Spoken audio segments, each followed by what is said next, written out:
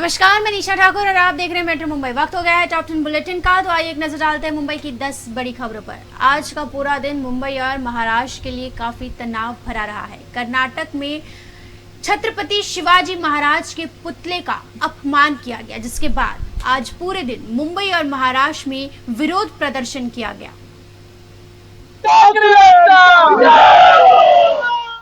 ये गुस्सा है शिव सैनिकों का, ये गुस्सा है छत्रपति शिवाजी महाराज के अपमान का। बेंगलुरु में छत्रपति शिवाजी महाराज की मूर्ति पर स्याही डालने की घटना के बाद से कर्नाटक और महाराष्ट्र की सीमावर्ती इलाकों में तनाव का माहौल है और अब यही तनाव मुंबई में भी देखने को मिला।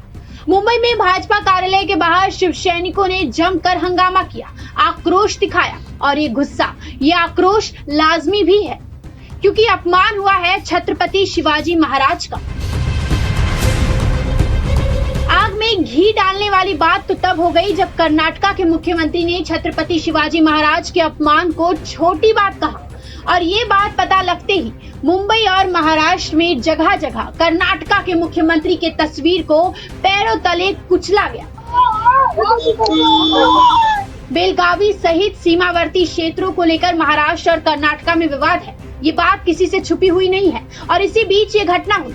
इस घटना में अब मुख्यमंत्री उद्धव ठाकरे ने प्रधानमंत्री को हस्तक्षेप करने को कहा है। News desk metro Mumbai.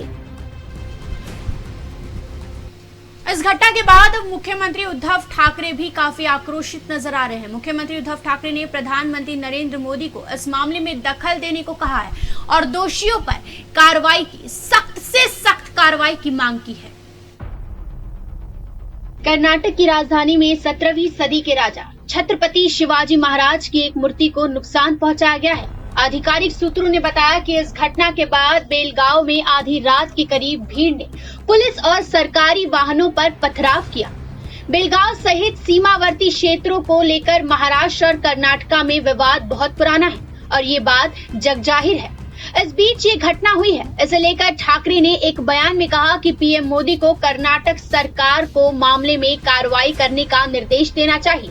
प्रधानमंत्री नरेंद्र मोदी को इस मामले में हस्तक्षेप करना चाहिए। इस घटना को हल्के में नहीं लिया जा सकता। कर्नाटक में मराठी भाषी लोग कई वर्षों से अत्याचारों का सामना कर रहे हैं। अब छत्रपति शिवाजी महाराज की प्रतिमा का अपमान किया गया है। उद्धव ठाकरे ने ट्वीट करते हुए कहा कि प्रधानमंत्री नरेंद्र मोदी ने वाराणसी में कहा था कि जब भी भारत की संस्कृति को कुचलने की कोशिश की गई, छत्रपति शिवाजी महाराज जैसे योद्धा राजा इसके खिलाफ खड़े हुए हैं। लेकिन उनकी टिप्पणी के कुछ ही दिनों बाद कर्नाटक में शिवाजी महाराज की प्रतिमा पर हमला हुआ है, जहां भाजपा का शासन है। कार्रवाई करने के बजाय मराठी लोगों की आवाज को दबाया जा रहा है, ये निंदनीय है। News desk metro Mumbai. Maharashtra में आज एक बार फिर से ओमिक्रॉन के 8 नए मामले सामने आए हैं, जिसमें से 4 मुंबई में, 3 पुणे में और 1 सतारा से मिले हैं। महाराष्ट्र में शनिवार को कोरोना वायरस के ओमिक्रॉन वेरिएंट के 8 नए केस मिले। इससे राज्य में इस बेहद संक्रमित वेरिएंट के कुल 48 मामले हो गए हैं। वहीं कर्नाटक में भी ओमिक्रॉन के 6 नए मामले मिले और वहां राज्य में कुल 14 मरीज इस वेरिएंट के हो गए हैं। वही बात किया जाए तो महाराष्ट्र में आज मुंबई में 4 मरीज पाए गए हैं, जबकि पुणे में 3 और सतारा में 1 ओमिक्रॉन मामले की पुष्टि हुई है, जिसने अब महाराष्ट्र सरकार की चिंता काफी हद तक बढ़ाकर रख दी है। वही नेशनल कोविड टास्क फोर्स के प्रमुख डॉक्टर वीके पॉल ने कहा है कि सर्दियों के वक्त कोरोना वायरस के केस बढ़ सकते हैं। उन्होंने नए साल और अन्य त्योहारों के दौरान भीड़ को लेकर भी आगाह किया है, साथ ही लोगों से अनावश्यक भीड़ न जुटाने का भी अपील किया है। जबकि महाराष्ट्र में मिले 8 नए मामलों के साथ कुल ओमिक्रॉन संक्रमितों की तादाद 48 पहुंच गई है। महाराष्ट्र में नए संक्रमितों में 6 लड़कियां हैं, जिनमें उम्र 13 से 19 साल के बीच है। स्वास्थ्य महकमा इससे अब काफी डर सा गया है। News desk metro Mumbai. Mumbai में 31 दिसंबर का धारा 144 लगा दी गई है, इस बात से सब अवगत होंगे। और धारा 144 लगाया गया है मुंबई पुलिस द्वारा। मुंबई पुलिस इसको लेकर सख्त भी दिखी। मुंबई पुलिस मुंबई के सड़कों पर भी उतर चुकी है, जगह जगह नाकेबंदी की गई है। लेकिन आज मुंबई पुलिस ने ही धारा 144 का उल्लंघन किया है।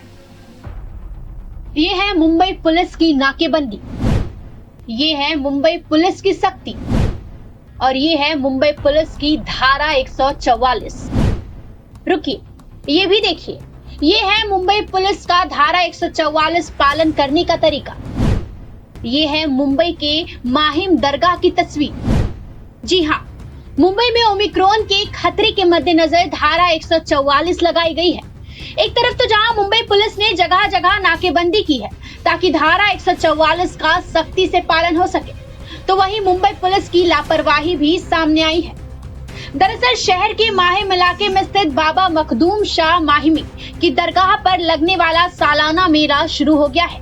देश के अलग अलग हिस्सों से आने वाले तमाम श्रद्धालु इसमें शिरकत करते हैं। 10 दिन तक चलने वाले इस मेले में चादर चढ़ाए जाते हैं। हर साल की तरह इस साल भी माहिम पुलिस की तरफ से सबसे पहले हजरत के आस्थाने पर चादर चढ़ाई गई और पूजा की गई। मखदूम बाबा की दरगाह पर लगने वाले उर्स में मुंबई पुलिस सबसे पहले चादर चढ़ाने पहुंची। इस 10 दिवसीय उर्स में शामिल होने के लिए देश भर के हजारों श्रद्धालु मुंबई आते हैं, लेकिन इस दौरान मुंबई पुलिस के मौजूदगी में धारा 144 का जमकर उल्लंघन किया गया। आप इन तस्वीरों में साफ तौर पर देख सकते हैं, नाच गाना किया जा रहा है। धारा 144 का जमकर उल्लंघन किया जा रहा है। बरसों पुरानी चली आ रही एक प्रथा।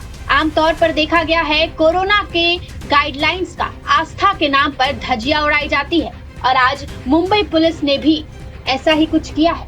दरगाह कमेटी ने मेले में आने वाले तमाम श्रद्धालुओं से अपील की वे ढोल ताशे या शोरगुल करने वाली वस्तुएं मेले में ना लाएं, कोरोना के मद्देनजर। लेकिन जिसके बावजूद भी मेला में कोरोना नियमों की जमकर धज्जियां उड़ाई गई। राहुल शुक्ला के साथ निशा ठाकुर, मेट्रो मुंबई। वानखेड़े अब मुंबई जोनल के जोनल डायरेक्टर नहीं रहेंगे। वानखेड़े का कार्यकाल अब खत्म हो रहा है और वो एक्सटेंशन भी नहीं ले रहे हैं। देखिए इस रिपोर्ट में।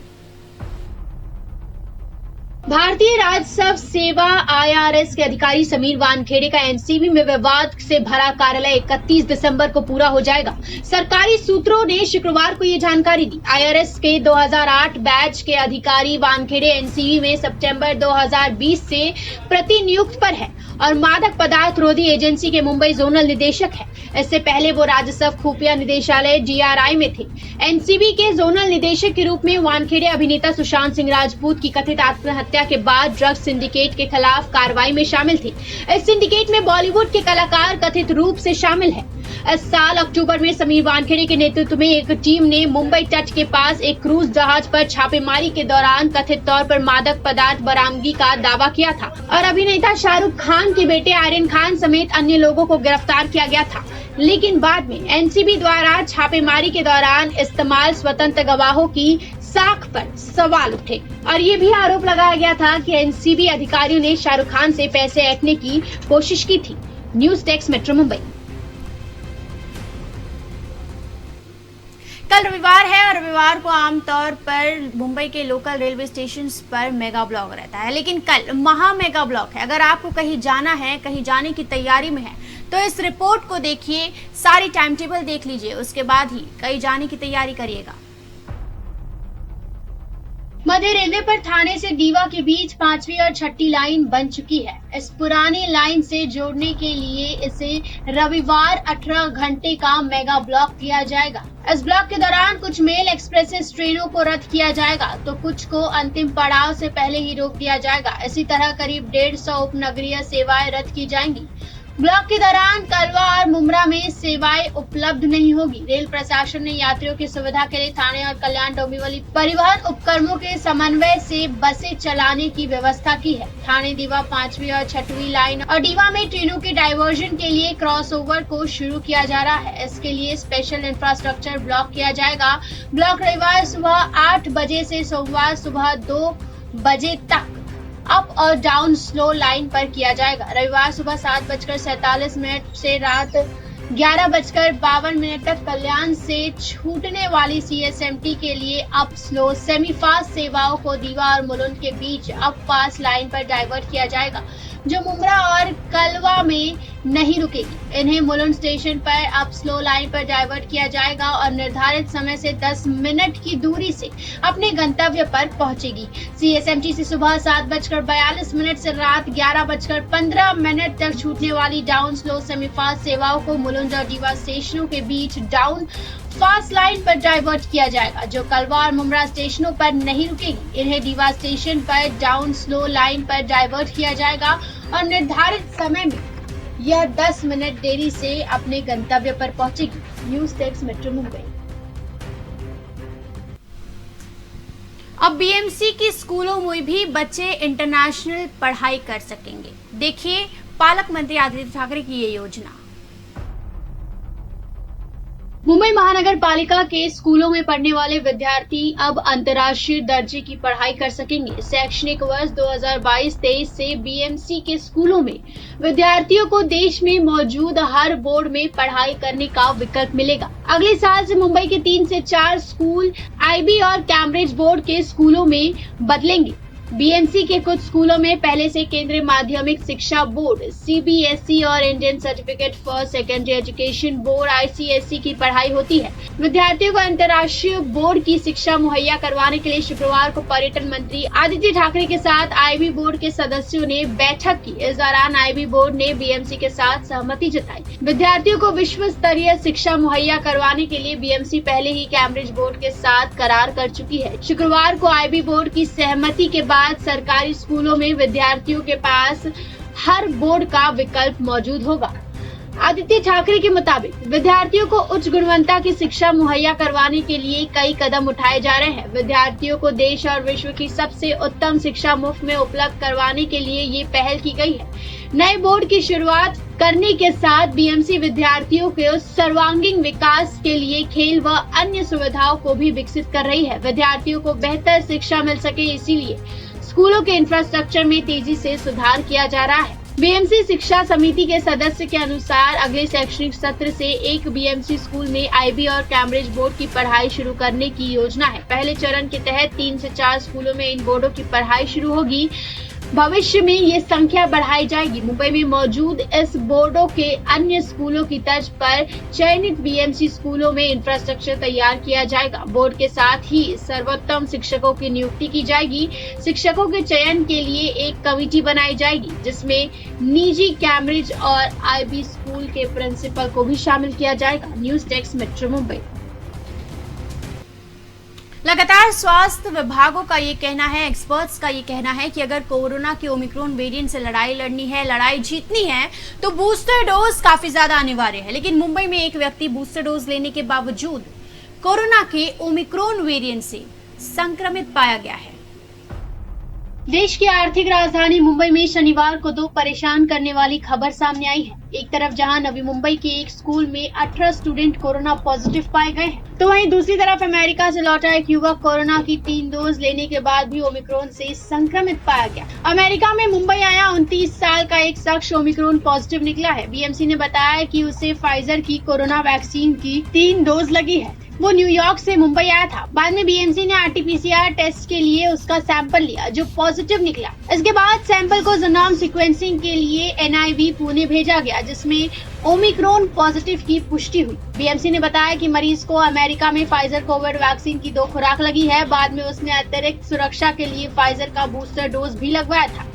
नवी मुंबई के घनसोली स्थित शेतकरी स्कूल में पढ़ने वाले 18 छात्र कोरोना संक्रमित पाए गए हैं। एक साथ इतनी बड़ी तादाद में छात्रों के कोरोना संक्रमित होने से स्कूल प्रबंधन में हड़कंप सा मच गया है। जानकारी के मुताबिक शनिवार के दिन 600 विद्यार्थी का भी कोरोना टेस्ट किया जाएगा। ये सभी छात्र 8वीं से लेकर 11वीं कक्षा में पढ़ाई करते हैं। जानकारी के मुताबिक इस स्कूल में पढ़ने वाले छात्र के पिता कुछ दिन पहले कतर से भारत लौटे थे। इस दौरान एहतियातन विदेश से लौटे इस शख्स समेत पूरे परिवार का कोरोना टेस्ट किया गया। इस टेस्ट में विदेश से लौटे व्यक्ति की रिपोर्ट तो नेगेटिव आई, लेकिन जांच में उनका बेटा पॉजिटिव पाया गया। News desk metro Mumbai.